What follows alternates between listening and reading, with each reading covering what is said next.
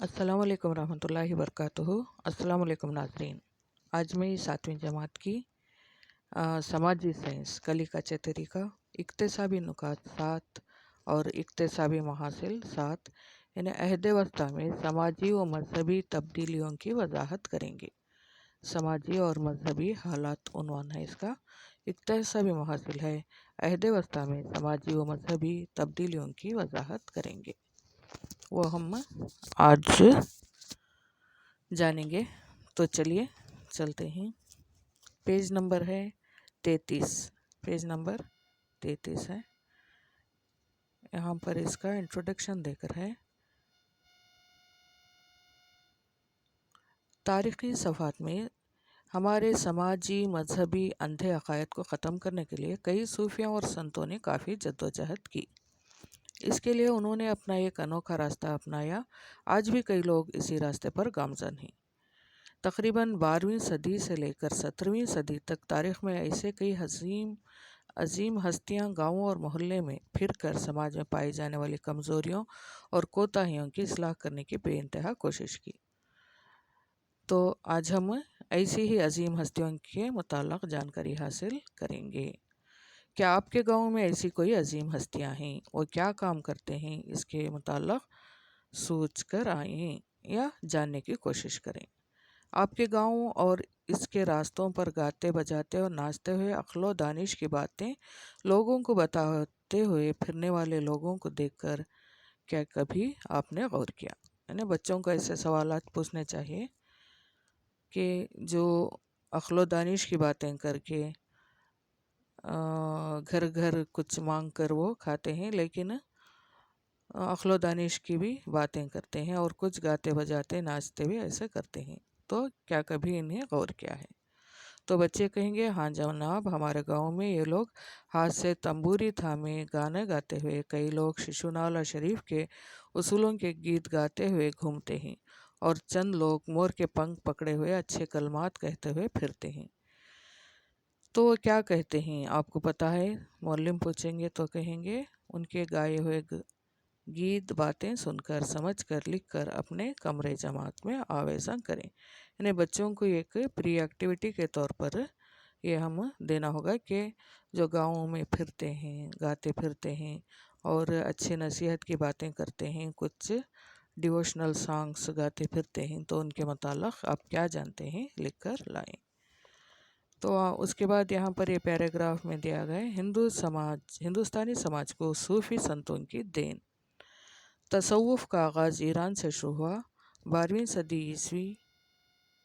सदी ईस्वी के आखिर में हज़रत ख्वाजा मोइनुद्दीन चिश्ती के हिंदुस्तान तशरीफ़ लाने के साथ ही हिंदुस्तान में सूफ़ियत की बुनियाद पड़ी। बुनियादी तौर पर सूफ़ी कंबल ऊनी कपड़े पहनते थे। इनको अरबी में सूफ़ कहते हैं। इसी मुनासिबत से इनको सूफ़ी कहा गया। तसव्वुफ़ ने इस्लाम में एक अहम मकाम पाया है। सूफ़ी अपने मखसूस कलाम और रक़्स के ज़रिए अल्लाह ताला की मोहब्बत का इजहार अनोखे अंदाज में करते हैं। सूफ़ियों की आमद से हिंदुस्तानी माशरे पर कई तरह के असरात रोनुमा हुए। मसलन हिंदुस्तानी शास्त्रीय संगीत की बुनियाद पड़ी। मुख्तलिफ़ मज़ाहिब में अख़ुवत और भाईचारा पैदा हुआ। उर्दू और चंद हिंदुस्तानी ज़ुबानों में तसव्वुफ़ उरूज पाया। कबीर के दोहे, गालिब की शायरी, शिशुनाला शरीफ के गीत वग़ैरह और हिंदुस्तान के लिबास वग़ैरह पर भी इसका असर पड़ा। तो ये सूफ़ी संतों के बारे में एक तमहीदी पैराग्राफ था। इन्हें सूफ़ी उनको कहते हैं। इसके मुताबिक सूफ़ माने कंबल, इसलिए इन्हें सूफ़ी कहा गया, लेकिन सूफ़ी तहरीक ही अलग है। तो यहाँ पर एक शार्ट देकर है। अब आएंगे इक्तिसाबी सफ़ा 14। सरगर्मी देखें। यहाँ पर इक्तिसाबी सफ़ा 14 ये सरगर्मी है। ये सरगर्मी क्या है? सूफिया कराम ने कौन कौन से समाज या माशरे की किन खामियों को दूर करने की कोशिश की, फहरिस्त बनाइए। सूफिया कराम ने कौन से समाज, उनमें पाबंदी नहीं थी कौन सा समाज है, मुस्लिम समाज है, हिंदू समाज, लेकिन वो मजमूई तौर पर पूरे समाज کی اصلاح کی بیڑا اٹھایا تھا انہوں نے. تو انہوں نے تمام مذاہب، تمام سماج یا معاشرے کی خامیوں کو دور کرنے کی کوشش کی. تو ان کی پہلی کوشش مختلف مذاہب کے مابین بھائی چارہ پیدا کرنا تھا. تو بھائی چارہ پیدا کیا اور برابری، کیونکہ ہندوستان میں ذات پات کا نظام تھا، اس لیے انہوں نے برابری، تمام مذاہب میں برابری کا سبق دیا. سماج میں پائی جانے والی کمزوریوں کو اور کوتاہیوں کو دور کرنے کی کوشش کی، اور انہوں نے دور کیا. چھوت چھات اور سماجی تنگ نظری، ذات پات کے نظام کو انہوں نے دور کیا. انہیں تمام میں محبت اور اخوت کا پیغام دیا. یہ ہوا. دوسرا ہے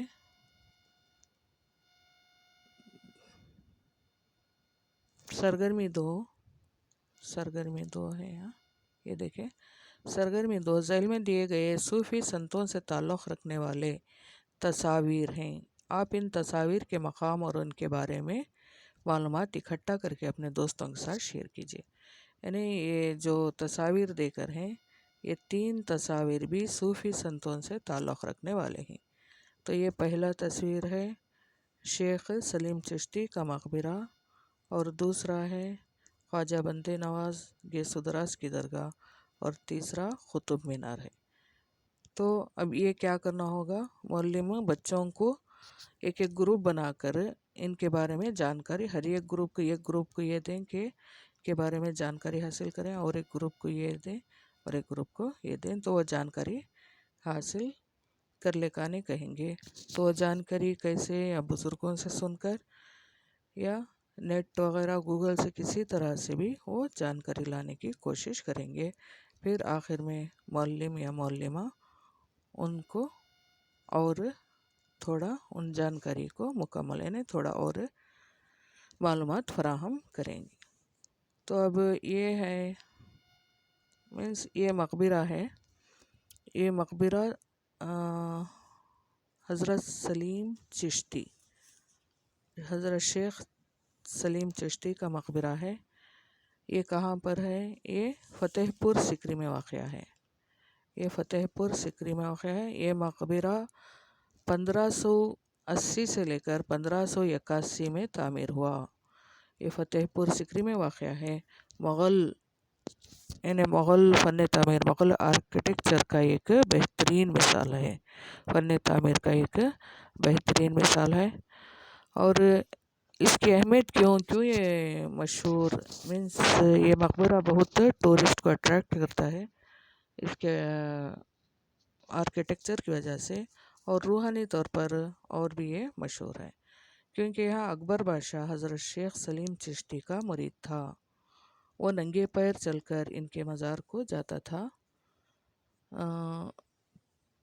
تو شیخ سلیم چشتی کے بارے میں معلومات یہ ہیں کہ شیخ انہیں کہا جاتا ہے جو علم کے لحاظ سے اور تعظیماً کے لحاظ سے شیخ کہتے ہیں. شیخ نسلاً بھی شیخ ہوتے ہیں، خاندان بھی ہوتا ہے، لیکن علم کے لحاظ سے جو اونچا مرتبہ حاصل کرتے ہیں اسے شیخ کہتے ہیں. سلیم کے معنی پاک ہے، جیسے کہ عقل سلیم، قلب سلیم، انہیں ظاہری اور باطنی طور پر جو پاک ہوتے ہیں انہیں سلیم کہا جاتا ہے. ان کا نام پورا، شیخ سلیم چشتی کا پورا نام سلیم الدین فاروق تھا. شیخ سلیم الدین، تو انہیں شیخ سلیم چشتی کے نام سے جانا جاتا ہے. تو شیخ کے معنی انہیں جو علم و فضل میں آگے تھے اور بزرگی میں اس وجہ سے، اور وہ ولی کا درجہ رکھتے تھے. اور سلیم کے معنی ہے ظاہری اور باطنی طور پر پاک ہونا، یعنی عقل سلیم، قلب سلیم کے مترادف. فاروق یعنی ان کا حسب نسب ہے، کیونکہ حضرت عمر فاروق سے ان کا سلسلہ جا ملتا ہے، اور چشتیہ سلسلے سے ہیں شیخ سلیم چشتی. اب دوسرا آتا ہے، یہاں قطب مینار کا پڑھ لیں گے. دوسرا یہ قطب مینار. آپ کو حیرت ہوگی کہ قطب مینار کیا صوفیہ کرام کے فہرست میں آتا ہے. قطب مینار ایک فتح کا مینار ہے. یہ دلی کے لال کوٹ میں واقع ہے، پرانی دلی کے لال کوٹ میں واقع ہے. یہ 1199 سے لے کر 1200 20 کے درمیان تعمیر ہوا۔ اس کو قطب الدین ایبک نے بنایا اور تکمیل نہیں ہوا تھا، ان کے داماد التمش نے ان کو تکمیل تک پہنچایا۔ اس کا نام قطب مینار اس لیے بھی کہا جاتا ہے کیونکہ التمش قطب الدین بختیار کاکی کے مرید تھے اور ان کو ان سے بہت محبت تھی، تو اس لیے ان کے نام سے قطب مینار منسوب ہے، یعنی قطب الدین بختیار کاکی کے نام سے۔ اور ایسا بھی کہا جاتا ہے کہ قطب الدین ایبک کے نام سے بھی کہتے ہیں، لیکن زیادہ تر ایسا مانا جاتا ہے کہ قطب الدین بختیار کاکی کے نام پر یہ مینار رکھا گیا۔ یہ 13ویں صدی میں تعمیر ہوا۔ 13ویں صدی میں تعمیر، قطب الدین بختیار کاکی کا زمانہ 13ویں صدی عیسوی میں ہمیں ان کی معلومات حاصل ہوتے ہیں، یعنی 13ویں صدی میں تھے وہ اپنے کرامات کی وجہ سے بے حد مشہور تھے۔ ان کا سلسلہ بھی حضرت امام حسین کے خاندان سے جا کر ملتا ہے۔ حضرت امام سلسلہ چشتی سلسلہ سے ہیں، لیکن ان کا حسب نسب حضرت امام حسین سے جا ملتا ہے، اور ان کی مزار ہے نا اجمیر میں ہے، اجمیر میں ہے، بختیار کاکی کی مزار اجمیر میں۔ اب یہ تیسرا جو ہے، یہ تیسرا حضرت خواجہ بندے نواز گیسو دراز۔ حضرت خواجہ بندے نواز گیسو دراز، یہ انہیں حضرت خواجہ بندے نواز گیسو دراز 7 اگست 1321 میں ان کی پیدائش ہوئی اور 1422 میں ان کا انتقال ہوا۔ ان کا سلسلہ بھی حضرت خواجہ معین الدین چشتی سے جا ملتا ہے۔ وہ نصیر الدین چراغ دہلوی کے مرید تھے، یعنی حضرت خواجہ بندے نواز گیسو دراز حضرت چراغ الدین دہلوی کے مرید تھے۔ وہ گلبرگہ میں مقیم رہے۔ وہ یعنی دہلی سے کیوں گلبرگہ آئے، وہ نارتھ شمالی ہندوستان سے جنوبی ہندوستان وہ چشتی سلسلہ کو لے کر آئے، کیونکہ اس وقت تاج الدین فیروز شاہ جو بہمنی سلطنت کے بادشاہ تھے، ان کی دعوت پر وہ گلبرگہ آئے۔ اردو کی ترقی میں ان کا بہت بڑا ہاتھ ہے، یعنی انہوں نے معراج العاشقین لکھی، وہ بھی دکنی زبان میں ہے، یہ دکنی زبان کی کتاب مستند کتاب مانا جاتا ہے۔ انہوں نے 190 پر 5 کتابیں لکھی، یہ عربی، فارسی اور اردو میں لکھی، اور انہوں نے یہاں کی لوکل زبان کو یعنی دکنی زبان کو انہوں نے لکھنا، اس میں بھی کتاب لکھی معراج العاشقین۔ تو ان کے بارے میں بچوں کو اور معلومات کرنے کے لیے ہم کہہ سکتے ہیں۔ پیج نمبر 35، یہاں پر ایک سرگرمی، تیسری سرگرمی دے کر ہے۔ تیسری سرگرمی دیکھیں، سرگرمی 3، ذیل میں دی گئی تصویر کو غور سے دیکھیے اور جواب دیجیے۔ یہاں پر ایک تصویر ہے، یہاں پر عوام اور مرد عورتیں تمام والہن انداز میں ناچتے ہوئے دکھائی دیتے ہیں، یعنی بھکتی کے موڈ میں دکھائی دیتے ہیں۔ تو اب اس کے بارے میں ہم کہہ سکتے ہیں کہ یہ تصویر کو غور سے دیکھیے اور جواب دیجیے۔ تو یہ بھکتی تحریک کی ایک تصویر ہو سکتی ہے، جیسا وہ صوفیزم سے تعلق تھا۔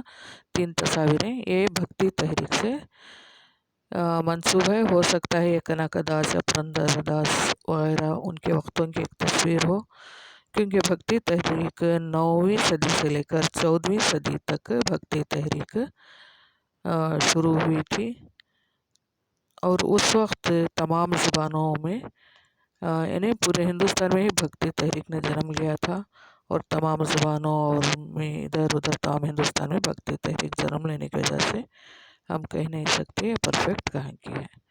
تو اس کا مقصد بھی وہی تھا جو صوفیزم کا تھا، یعنی ذات پات کو ختم کرنا اور چھوت چھات کو ختم کرنا اور عورتوں کی عزت دینا وغیرہ تھا، تو اس سے منسوب ہے۔ اور نیچے دیکھیں، اس تصویر کو دیکھیے، آپ کو کون سی تحریک یاد آتی ہے؟ یعنی بھکتی تحریک کی یاد آتی ہے۔ وہ لوگوں میں مقبولیت پانے کے وجوہات کیا ہیں؟ یعنی وجوہات یہ ہو سکتے ہیں کہ انہوں نے عام زبانوں میں، جیسے کرناٹک میں کنڑا، تیلگو، ادھر ایسا عام زبانوں میں انہوں نے भक्ति तहरीक को फैलाया और मेन जो ज़ात पात का निज़ाम था उसको दूर करने की कोशिश की, और दूसरे भी ऐसे जो तंग नज़री वगैरह दूर करने की कोशिश की, और उन्होंने दीन की तरफ यानी दीन धर्म की तरफ लोगों को राग़िब किया। तो ये बच्चे बहस कर सकते हैं। सरगर्मी 4, ज़ैल में दी गई फहरिस्त में भक्ति पंथ के मुस्लिहीन और इनके उसूलों को पेश किया गया है, इनको सही जोड़ लगाएं। एक तरफ जो संत हैं उनके नाम देकर हैं और उनका जो फ़लसफ़ा था दूसरी तरफ देकर है। तो यहाँ पर शंकराचार्य ने अद्वैत माने एक का फ़लसफ़ा पेश किया। बसवेश्वरा ने शक्ति वशिष्ठ द्वैत यानी दो, शक्ति वशिष्ठ द्वैत का फ़लसफ़ा पेश किया। माधवाचार्य द्वैत, उन्होंने भी द्वैत का फ़लसफ़ा।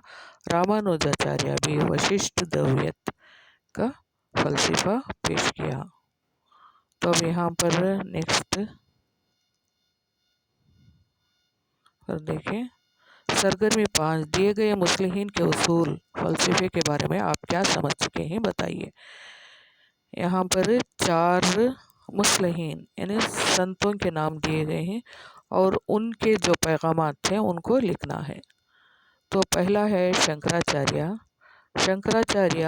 भक्ति तहरीक के पहले सब में आते हैं वो।